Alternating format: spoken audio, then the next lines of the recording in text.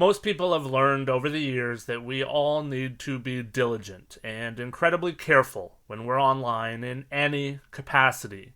But it seems more and more that one of the areas that we need to be extremely cautious is within online dating. Seems that most countries that have online dating also have horror stories that come out of online dating. There are some that are famous, and of course there are many that the general public are not even remotely aware of. Over the span of 40 years on this earth, dating has drastically changed within my lifetime, but the way that criminals and predators stalk and seek out their prey has also changed with it. This week we're going to look at a killer couple that seemingly had their insane reasons for seeking out prey, and even though those reasons seemingly changed over and over again with time, the fate of one young woman certainly did not. A young girl went on a couple of dates and wound up meeting two people who seemingly wanted nothing but to end her life. Hello, my name is Lance, and with me this week is Bailey, and welcome to episode 162 of GBNF, The Murder of Sydney Loofe.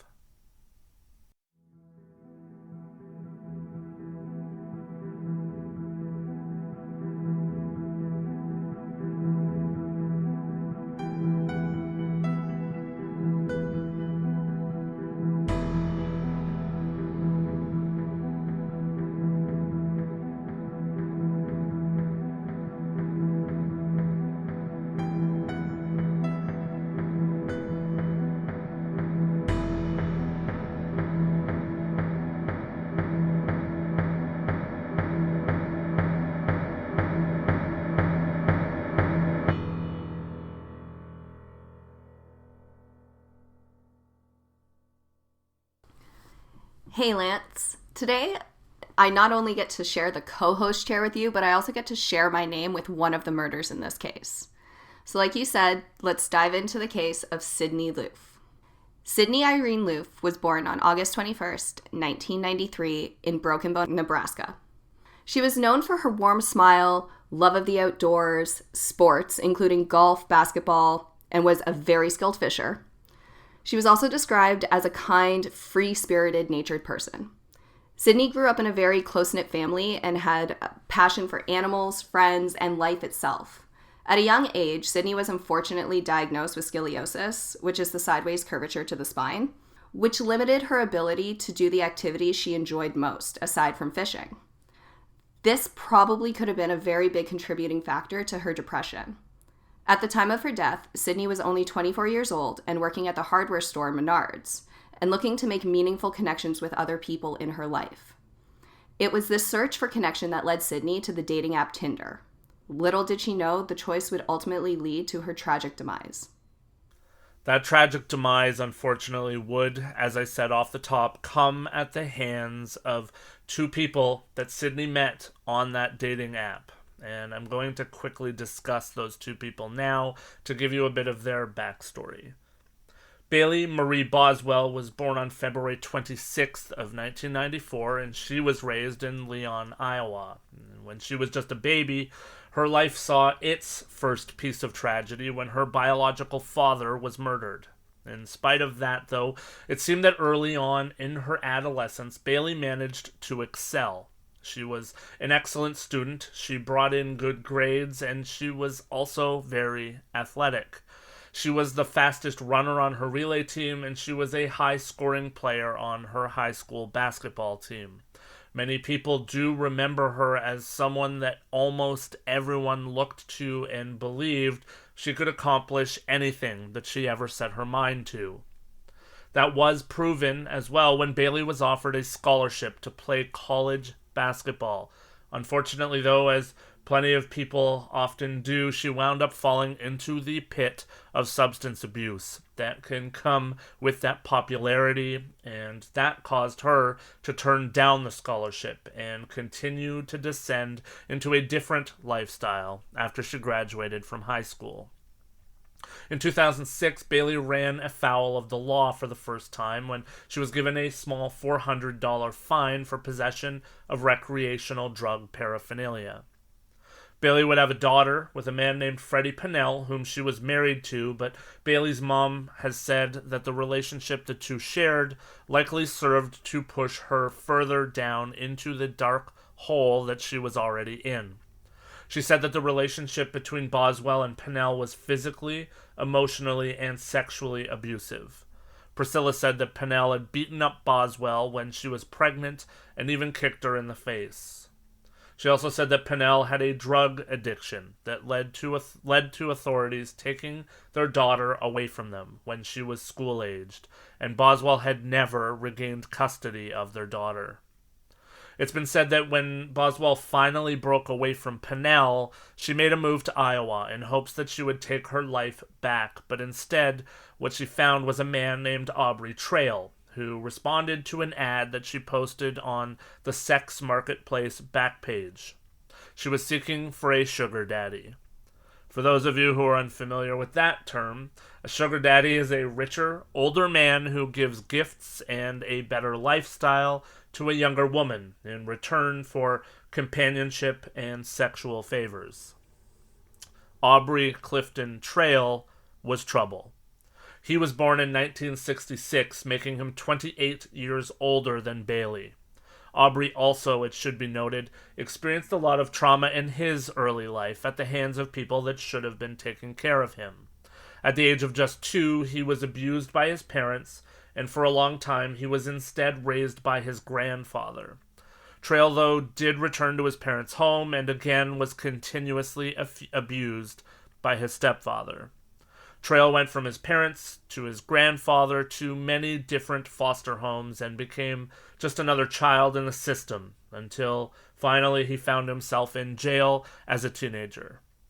Trail would then go on to find himself in jail on other occasions for things like forgery and writing bad checks. When he and Boswell found one another, it was the start of something dark and torrid that would ruin many lives. Bringing it back to present day for Sydney, she matched with Bailey Boswell on Tinder, who is using the alias Audrey. On November 14th, Sydney agreed to a first date with, quote, Audrey. Her anxiety clearly was kicking in as she asked ample times if those two would be the only two people at the date, to which Audrey responded, yes. The date was held in the basement that belonged to Audrey and her live-in roommate. Clearly, the first date went very well as Sydney agreed to a second date on November 15th, 2017. She had planned the second date and left up a Snapchat story that read, "Ready for my date," but unfortunately, that would be the last time anyone heard from her. When Sydney didn't show up for work the next day, her family grew concerned. Her mother, Susie, reported her missing and a massive search began. Sydney's car was found parked outside her apartment, her purse and belongings inside, but there was no sign of her. The only sure sign that Sydney had not been around at all was the fact that it was evident that her cat had not been fed in some time. Meanwhile, while that was going on, the owner of the duplex where Boswell and Trail rented the basement was having issues of his own. There was a very strong odor of bleach emanating from the basement, and the smell was in fact so strong that one of the landlord's family members had become physically ill from the smell, and also had started to break out in hives. Boswell and Trail were also running an air conditioner, which was certainly out of the ordinary for the cold month of November in Nebraska. On Sydney's side of things, it turned out that she was very smart. She had actually covered her trail with at least a couple of her friends by telling them about her Tinder date that she had lined up. One of the girls that knew about the date was her friend Brooklyn McChrystal, and she knew that the person that Sydney had gone on the date with was named Audrey. That was the name that Boswell had used, as Bailey said on the account, even though the account belonged to and showed photos of her. Brooklyn went on Tinder, and she started to swipe left on every profile she came across in search of an Audrey. And when she found one, she swiped right and immediately sent a message to Audrey, who responded back with her phone number, which Brooklyn then gave to the police. Can I just say, this is a smart girl, Bailey. I tell Julie all the time, if she's going to pick something up or sell something off Marketplace or whatever, like, tell me where you're going. Because this kind of crap could happen at any time. So thank God Sydney told someone. Girls have gut instincts that you just have to listen to, and they know when something's wrong. Plus, I mean, we're basically the FBI. We can find anything. That's fair. That's fair. And, I'm going to talk about this, I think, at the end of the episode, but cover your ass, cover your tracks. Within 2 days, the Saline County Police were able to actually pin down the duplex in Wilbur as the last place that Sydney's phone had pinged. And so they did conduct a welfare check, knocking on Boswell and Trail's apartment door, but nobody answered. The landlord then gave the key to the police, and they entered the apartment. The only thing, though, that stood out to the police was the overwhelming stench of bleach. The following day, the police did return with a search warrant this time and gained access, but even when they looked around, they couldn't find anything that was incriminating, and nothing had changed in the basement apartment since they had been there without the warrant the day before. Investigators uncovered a web of lies and disturbing behavior from Audrey and Bailey. It appears that Audrey and Bailey had both been luring women online with the promise of companionship and adventure, but their true motives were far darker. While they were named as persons of interest in the missing case, they went online on Facebook Live multiple times to claim their innocence and say that the only interactions that they had were the dates where they were driving around and smoking weed, and they dropped Sydney off at a friend's house. That was the last that they were seen and the last that they had any interaction with them. Both individuals went on Facebook Live to claim their innocence multiple times. It should be noted that later on, Audrey will continuously change his story, so going live on Facebook claiming your innocence twice is completely crazy. The two were arrested in Branson, Missouri on fraud charges in an attempt to hold them, and when they were arrested, they were found with all the evidence that they had to run and hide, and it was said that they were making plans to run to Mexico. Can I just interject and say, like, if you get named as a person of interest in a missing persons case, is Facebook Live the first place that you're going to go? Like, is it that important to try to... These are messed up people. Is the first thing that you're thinking is like, oh, I definitely need to tell all my drug-addicted friends and the idiots that I'm friends with on Facebook that I'm innocent and that I had nothing to do with this girl's disappearance? I understand trying to get in front of something. We see it all the time in politics or when there's some sort of conspiracy or anything. They're like, oh, we have to get in front of this problem before it reaches public. So I can see them wanting to do that, but it is completely and utterly ludicrous, especially the way they went about it and how, like, nonchalant they were. Yeah, like, on one of the live streams, I read that Trail actually was in the background praying for Sydney to be found safe. Like, knowing what we know, jumping into this case, like, a little over the top, you think? But also evidence, including surveillance footage, of both of them purchasing items like bleach, saws, trash bags shortly before Sydney's death were there. So their attempts to cover up the crime were calculated and cold. Yeah, it's wild, though. It's like, how can you simultaneously be the person that's like, hey, I'm going to jump out ahead and prove that I'm innocent by going on Facebook Live and putting my story out before the media catches the rest of the story, but also be so blissfully unaware of the fact that, as we'll get into, everywhere they went to purchase the tools for this murder, they were caught on camera. I have no words, because, like, these two individuals, they had ideas, they had a plan. It's completely and utterly insane to me to just go and be like, I'm innocent. I'm totally innocent. I am completely innocent. Oh, and then be running for Mexico, too. I don't know how anyone with a conscience could sit there with a straight face and do that. That's what gets me. That's what gets me every time we cover these cases. Like, some of the stuff we cover is brutal, but it's like, at the same time, I think it gets me more when there's people that know what they did and were there when they did it and can be like, no, like, I just dropped her off at her friend's house and I don't know. I hope they find her. That's awful. And no remorse was even like shown in those videos. And something tells me those videos weren't taking long after Sydney's life was taken. So to be that calm, cool, collected, and calculated, it doesn't sit right with me. No, not at all. Not at all. And as I'm about to get into, Mr. Trail, he liked to talk. He liked to share his stories, even when they didn't always go together. So after they were arrested in Missouri, it didn't take long for Trail to make a confession, and then another, and then another, and then another. And those confessions seemed to contradict one another in various places. So the first confession that he made was from jail, and he confessed that he had killed Sydney, but that he said he'd done it completely on his own, and that Boswell had nothing to do with any of it. In that confession, he said that the law of retaliation should come into play against him. For those that aren't familiar with it, it's the principle that punishment should be equal in degree and kind to the crime.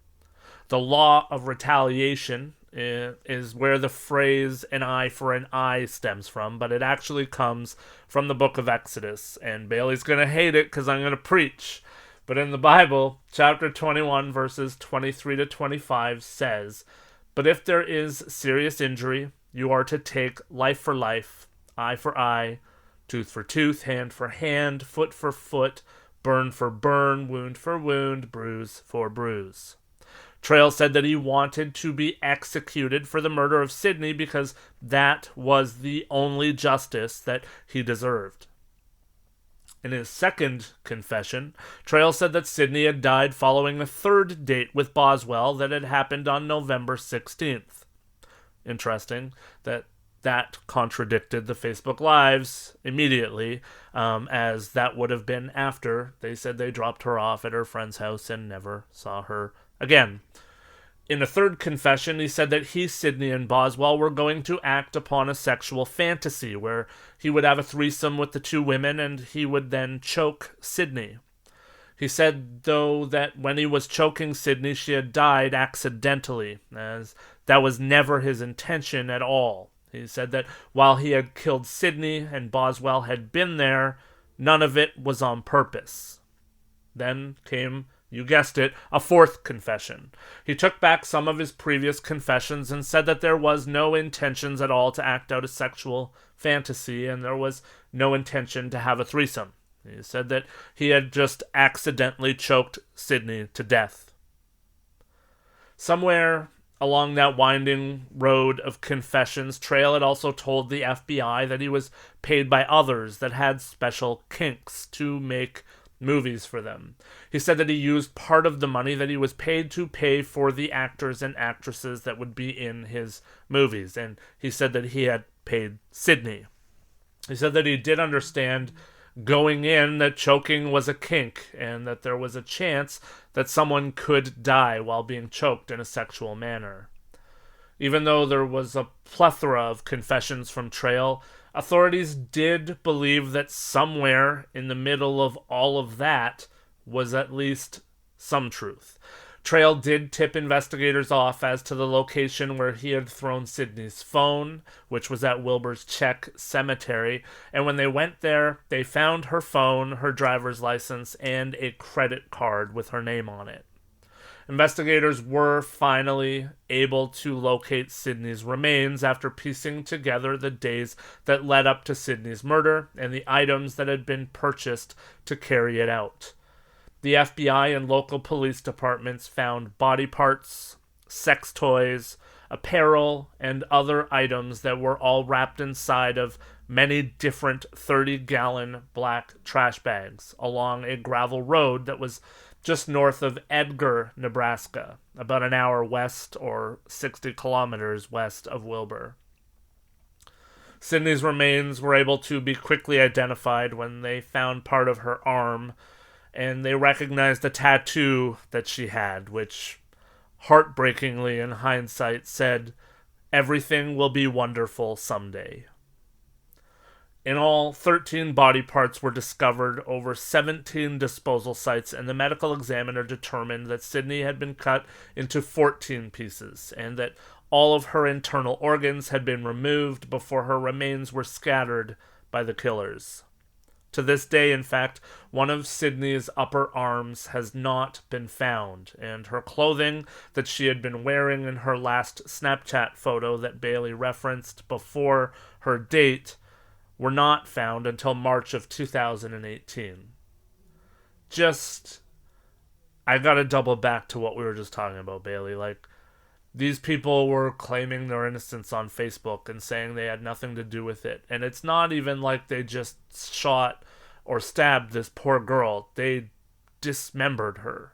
They went to painstaking degrees, which I'm sure we're about to get into, to hide this body. And they were there for this, and then they had the ability to tell everyone they were innocent. I just have to double back to that and point that out again. And I don't know. I'm like you. I don't have words. I don't know how you live a life. I don't know how you act like this and then are able to completely turn it off. Like I said, cold and calculated. That's probably the best way to describe these two. I don't think that there's a better way. As you mentioned earlier, Trail and Boswell were involved in a lifestyle of manipulation, fraud, and bizarre fantasies, and they claimed that Sydney was intended to join their cult-like criminal activities.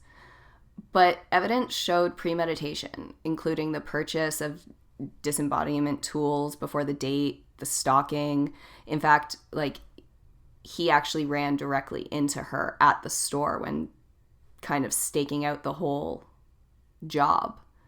This just tells me straight up that these two are cold, calculated, and they would go through great lengths of being able to achieve what they ultimately wanted. And the trials of Aubrey and Bailey captivated the nation. The courtroom behavior was very erratic. At one point, he actually slashed his own neck, claiming that he didn't want to waste the court's time, while simultaneously screaming that Bailey Boswell was innocent. Trail and Boswell were arrested in November 2017, shortly after Sydney's disappearance, and they were being charged with first-degree murder, conspiracy to commit murder, and improper disposal of human remains. A lot of evidence came out within the trial that showed the steps that Boswell and Trail had taken as they followed along their murderous path. On November 15th at 11:30 a.m., Boswell and Trail had shopped at the Aardvark Antique Mall, where they purchased a folding saw, a weeder, and food grinders. Shortly after that, cell towers showed that they were both around Sydney's home before she went to work on the 15th, and that they appeared to have followed Sydney to work as well. That was confirmed, as Bailey said, as CCTV showed that Trail had entered the store around noon, right before Sydney arrived for her shift, and Trail was watching her enter her workplace over his shoulder, seemingly monitoring her every move. While there at the store, Trail also purchased an air freshener, cotton cord, Drano, protein bars, a thermometer, and lighters. Home Depot surveillance would then show that Boswell and Trail were together purchasing a foot-long hacksaw, wire snips, drop cloths, and a sharp utility knife, as well as backup blades. At other stores, they were also captured purchasing a tree saw, 30-gallon garbage bags, and a couple of gallons of Clorox bleach, both before and after when the murder was determined to have happened. Staff from all of the stores would testify that the barcodes for the items that were found with Sydney's remains all matched the barcodes of the products that had been purchased inside of their stores by Boswell and Trail. Cell Tower would then connect the dots on whether Boswell and Trail had been to the disposal sites of Sydney's body, as they proved that they had indeed gone to and from that area multiple times. Pieces of electric wire were also found near Sydney's remains, backing up what Bailey said, as Trail had admitted that that was what he had used to strangle her. 3 other women would take to the stand, who had come to investigators early on, and they alleged that Boswell and Trail had previously expressed their desires to record victims as they tortured and killed them, and that they had planned to make millions of dollars off of production of snuff films. The FBI also would reveal that while Boswell and Trail were being held in the Saline County Jail, Trail had sent letters, some of them in a secret language, telling Boswell what to say in court. The codes were translated, and Trail was telling Boswell to let him take full responsibility for the murder, and they also said that he wanted to say that Boswell had been a forced participant in the crime. Trail also told Boswell in the letters that his intention all along had indeed been to make a snuff film, even though he had lied to her and told her that nobody would get hurt if he lured a woman to them. Trail's defense team didn't bother to present the fact that the murder was a case of kinks gone wrong, because Trail had already confessed to the murder. Instead, they tried to show Trail to the jury as a person with an underprivileged and rough childhood, and they also tried to get the jury to show mercy by presenting him as the person who had ultimately helped the investigators find Sydney's remains and personal effects, and thus had helped to bring closure to Sydney's family. The defense for Boswell and Trail also cast shade at the other defendant, with Trail's attorney pointing out that Boswell was depressed and a drug addict, and that she had shared many photos and desires that had to do with choking and rough sex in her iCloud accounts. It was presented then that it was actually Boswell that had had the fantasies that led to Sydney's death. In return, Boswell's attorney emphasized the fact that Boswell had a very traumatic childhood and that she had been forced by Trail to partake in the sick fantasies that he had, saying that she had been emotionally manipulated by Trail, who was twice her age. Seemingly the only thing that the attorneys for Boswell and Trail could agree on was that they wanted to avoid the death penalty for their respective clients. It only took the jury a few hours to reach the decision to convict Trail on first-degree murder, conspiracy to commit murder, and improper disposal of human skeletal remains. Though he sought a new trial, that request was rejected by the judge. Boswell fared better with her request to change venue, which was granted due to prejudice. In October of 2020, a jury convicted Boswell of murder in the first degree, conspiracy to commit murder, and improper disposal of human remains. In June of 2021, a 3-judge panel unanimously agreed to sentence Trail to death.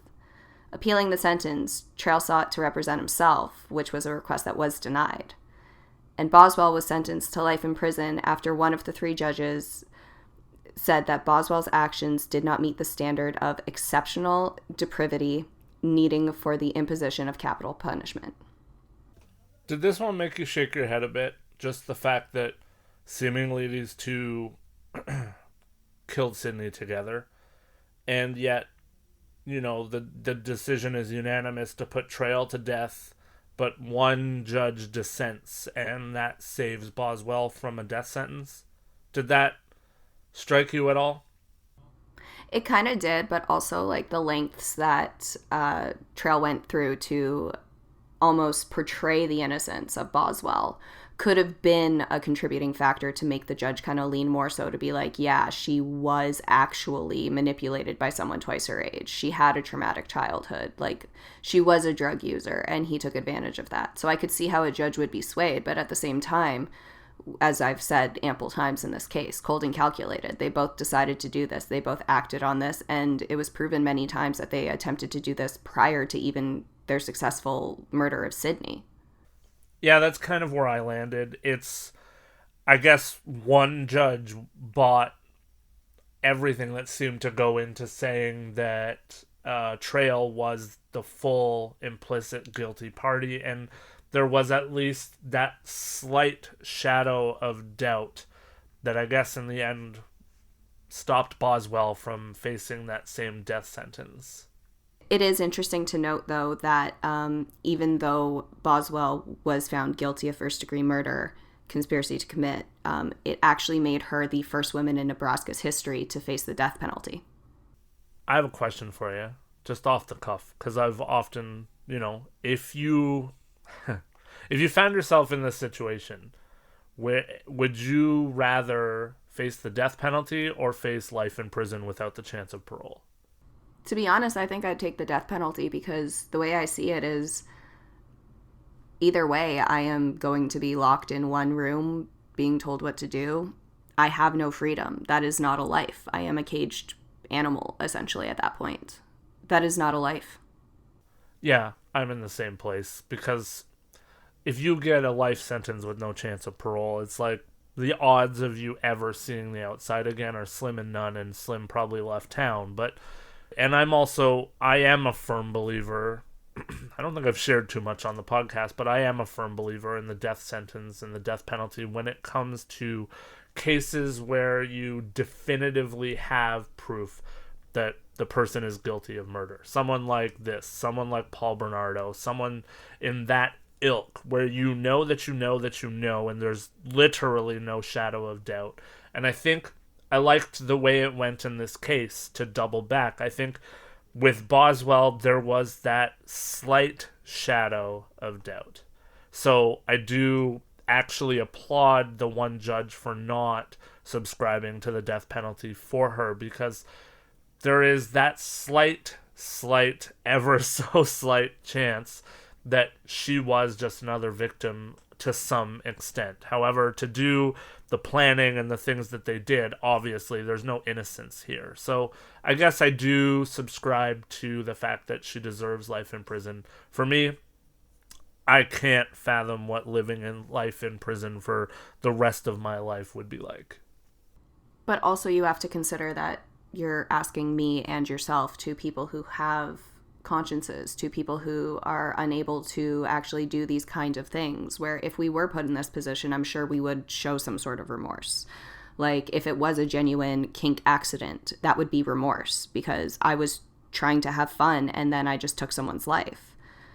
So I would show remorse, and I would, as much as I would be remorseful for it and it happened, I know that I took a life, so why should I get any better? Yeah, it was an accident in this circumstance that I'm talking about hypothetically.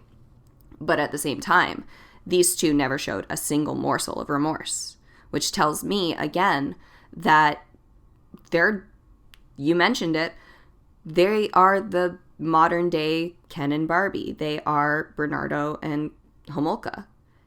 Bernardo took the fall, said that he was the one that did it all. Carla's out doing whatever she wants. Currently, Boswell is just an inmate at the Nebraska Correctional Center for Women while, Trail is on death row at the Tecumseh State Correctional Institution in Tecumseh.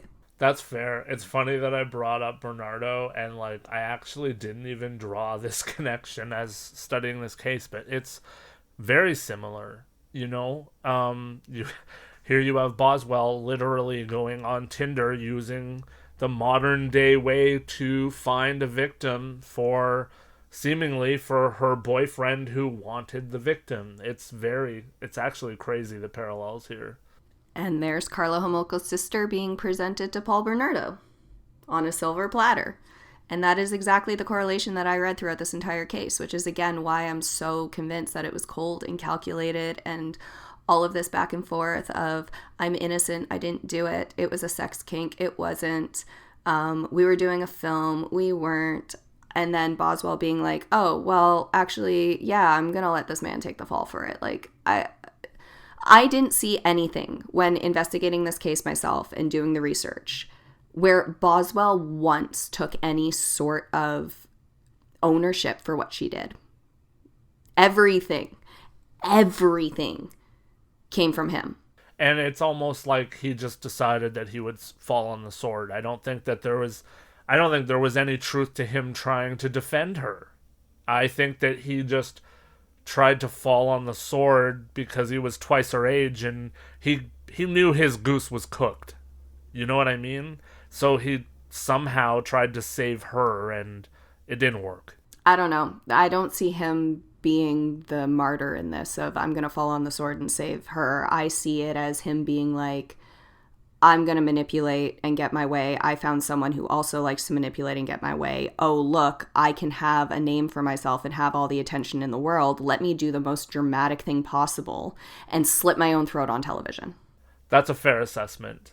I didn't even look at it that way. My next question was going to be, why do you think that he stabbed himself or slit his throat, and why do you think he tried to throw himself under the bus? But you're right. I think that that's it. Like, he knew this was his last chance to be known, so he might as well go out in a blaze of glory. Yeah, and I mean, like, everything that you mentioned about him and his bring up and his childhood and everything, he needed attention. Yep. I'll just tie a little bow on the end here really quick just to cover the last little and say Boswell did appeal her sentencing and challenged that the admission of some of the evidence by the prosecution in the trial, her trial, including photographs of Sydney's dismembered body, had only served to turn the jury against her. Imagine that. She also objected to the testimony of several of the women who said that she and Trail had talked of fantasies and expressed desires to sexually torture and kill women, saying that they were not true and should not have been allowed in court. Imagine that. Imagine thinking that the evidence that proved that you were a guilty SOB shouldn't be part of your trial.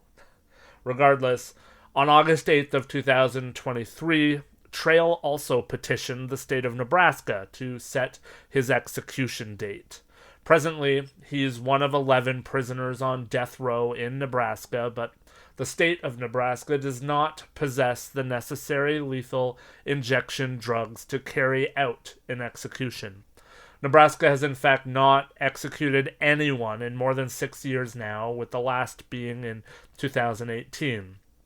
In 2015, Nebraska actually made the move to abolish the death penalty, but voters reversed that decision in a referendum in 2016. So Trail waits and rots and tried to petition his execution date getting done. Once again, as Bailey just said, putting his name back into the news for seemingly not a particularly important reason. In the end, it was ruled that there was no merit to any of Boswell's arguments, and that her alleged errors were in fact admissible in court, and as such, her appeal was denied, and she is now an inmate, as Bailey said, at the Nebraska Correctional Center for Women in York, and Trail is on death row at the Tecumseh State Correctional Institution. So, we had a good chat there. This one's wild, as we said, and it really is a case that shows what can go wrong with dating apps and dating sites. We had something actually seemingly similar happen here where I live not that long ago. Bailey, I'm interested. What's your take on dating sites? Do you think that the risk outweighs the potential reward?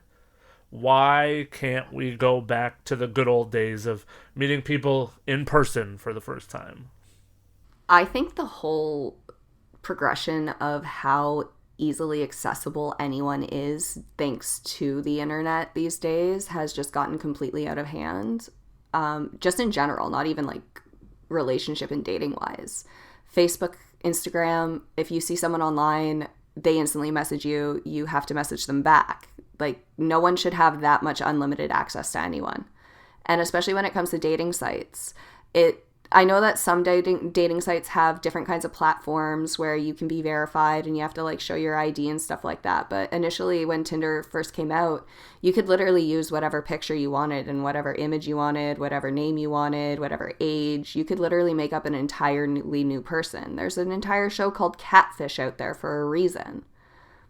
So where I stand on dating apps is that dating apps have a responsibility to protect their users and raise questions with like their internals about better safeguards for like vulnerable individuals to protect them from perpetrators and predators like this.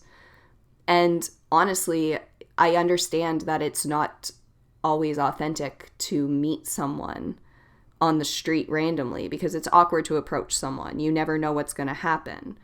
So the days of meeting someone in person and courting them are kind of over because of the fact that Technology has made us so accessible at all times that there's no other way to meet other people.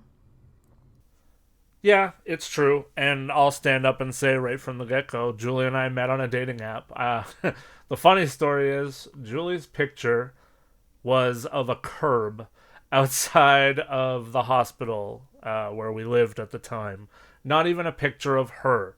Which brings me to my next point. I agree with you 100% that dating apps have a sense of responsibility, but also us as a society, we need to stop being so desperate. I messaged a curb. It worked out. I got married. I have a great family. But I messaged a curb on a dating app because I was so hurting to meet someone and so desperate to meet someone. And sadly, that desperation is what's being preyed upon in society. I said at the very intro of this episode, like, criminals, murderers, kidnappers, all of this, they've been able to evolve with the times, and we see more scams of every kind nowadays because people are desperate. People are desperate for money, people are desperate for love, and people are desperate for sex. And I just wish we could turn back time a little bit. I don't know if society was always like this or if that ease of access to information is what pushed us that way. And people just have this weird, you're either on one side or the other. You either just think that everything is fake or you're gullible and you fall into a trap. And both sides suck.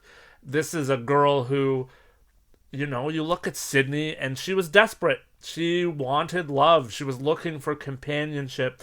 She was going through such a rough time. She had just went to get put on medication for depression, and she thought she found someone that she maybe could connect with on whatever level. And instead, she's gone. And her tattoo that everything would be better one day, that breaks my heart. This poor girl just wanted to feel better, and instead she ran into two monsters who were, as Bailey puts succinctly, cold, callous, and just cold-blooded killers. Is there anything that you want to add at the end? Just that, again, technology has given everyone this incredible access to everyone and everyone's lives. We have social media, we have platforms, even professional platforms. LinkedIn. I refuse to use LinkedIn because you connect it to your company of where you work, which then connects your entire social network of people who worked and currently work, past, present, at that job. No one needs to know that level of business of mine that, oh, my coworker is so-and-so from here who went to the University of New York or whatever, because NYU, because they are a writer, or I left my job over at this one law firm and now they have access to every single lawyer who works at that law firm because social media, LinkedIn, you upload the information, you upload that, all of that. Instagram. With one click, you can literally look at someone's entire life, look at their profile, look at their pictures, figure out if they're a cat or a dog person, figure out if they have children, figure out what their hobbies and interests are. The internet has given everybody, not just monsters, but everybody unlimited access to each other. And that is the scariest part because you and me, we can go on each other's Facebook, we can go on each other's Instagram, we can go on each other's Discord, we can go on each other's TikTok, we could see each other's activities. And for you to be able to message me at 2 a.m. because you see I'm online, maybe I'm not actually online. Or maybe I am online, but just because I'm online does not mean that you have that access to me. And these monsters out there are doing the exact same thing. They're friending people, they're adding people, they're liking pictures, and they are gaining access to each other's lives for nefarious reasons. And social media, plus especially these dating apps, which bring out the most vulnerable people, they just need to do a much better job at protecting their users. Well, exactly. And just to put a bow on that, I mean, you take a look at this case. You take a look at the fact that Brooklyn knew that Sydney had gone on a Tinder date with someone named Audrey. She swiped and swiped and swiped, and as soon as she swiped right, she sent a message. And what was the first thing that, quote, Audrey did? Here's my phone number. Get off the app. I don't use the app very much. And thank God she did. She gave her phone number, and the police were able to track her down. It's crazy. So I'm going to close by saying if you're out there, you're looking for love, or you're on social media, like Bailey said, for any freaking reason, ensure that you're as safe as you can possibly be. Turn off that ability for the notification to tell people if you've been online or you read their message. It goes without saying that there are far more success stories than torrid tales like this one, but it doesn't hurt anyone to be diligent. Tell people where you are going and who you're going with. If Sydney hadn't have done that, it's very possible that not only would Boswell and Trail have gotten away with her murder, but who knows how many more murders they would have committed after they got away with the first one. I want to thank Bailey, as always, for jumping in and helping me out with this case. And I want to thank you as the listener for always tuning in and listening to episodes of GBNF and supporting the show in any way that you do.